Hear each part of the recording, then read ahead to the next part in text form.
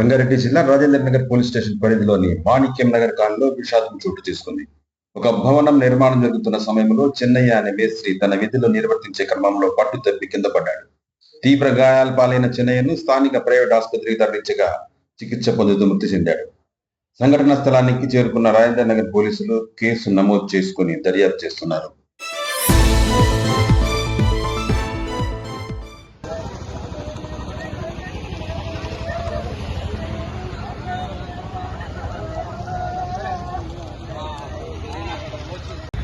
Photo ఉందా మీ మీ అన్న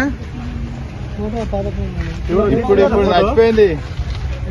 ఇప్పుడు తీయలేం పాస్పోర్ట్. ఆ ఫోటో వస్తుంది కానీ ఉస్మానియా పోయింది. బాడీ షిఫ్ట్ చేసిరా